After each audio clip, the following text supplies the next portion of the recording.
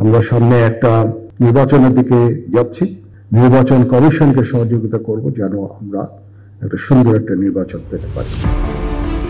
দেশের আইন শৃঙ্খলা রক্ষায় এবং সুষ্ঠু নির্বাচন আয়োজনে সরকার এবং নির্বাচন কমিশনকে সর্বাত্মক সহযোগিতা করবে সেনাবাহিনী, এমনটাই জানিয়েছেন সেনাপ্রধান জেনারেল ওয়াকারুজ্জামান। 23 নভেম্বর সশস্ত্র বাহিনী দিবস উপলক্ষে ঢাকা সেনানিবাসে আয়োজিত এক অনুষ্ঠানে তিনি কথা বলেন।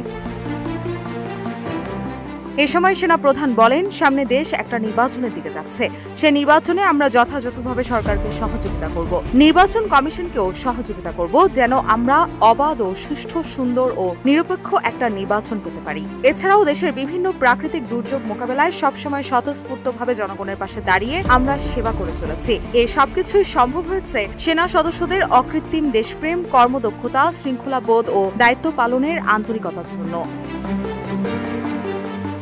৭১-এর মুক্তিযোদ্ধাদের অবদানের কথা উল্লেখ করে সেনাপ্রধান বলেন, মহান স্বাধীনতা যুদ্ধে যারা মুক্তিযোদ্ধা, আপনাদের আত্মত্যাগের মাধ্যমে আমরা পেয়েছি আজকে আমাদের এই শ্রেষ্ঠ অর্জন, স্বাধীনতা। আপনারা জাতির শ্রেষ্ঠ সন্তান। দেশের স্বাধীনতা রক্ষায় আপনাদের দেখানো পথ অনুসরণ করে আমরা পথ চলছি। মুক্তিযোদ্ধাদের দেখানো পথ অনুযায়ী দেশের স্বার্থে, দেশের মানুষের কল্যাণে সেনাবাহিনী কাজ করে যাবে।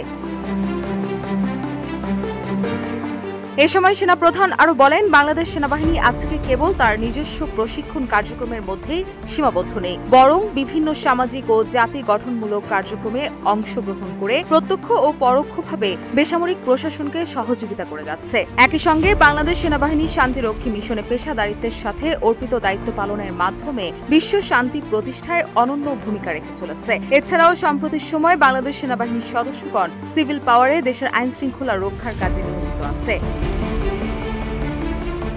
অনুষ্ঠানে সেনা সদস্যদের উদ্দেশ্য করে সেনাপ্রধান বলেন, সেনাবাহিনীর যে সকল সদস্য তাদের পেশাগত দায়িত্ব পালনের বৃহত্তপূর্ণ এবং প্রশংসনীয় কর্মের মাধ্যমে উজ্জ্বল দৃষ্টান্ত স্থাপন করেছেন এবং পদক প্রাপ্ত হয়েছেন, তাদের সবাইকে জানায় আন্তরিক শুভেচ্ছা। সেনাবাহিনী পদক একটি অসামান্য সেবা পদক, আর এই বিশিষ্ট সেবা পদক প্রাপ্তদের আজকের এই বিশেষ দিনে পদক প্রদানের মাধ্যমে আমরা সম্মানিত করার চেষ্টা করেছি। রুশা সুর, নিউজ ডেস্ক, ইত্তেফাক।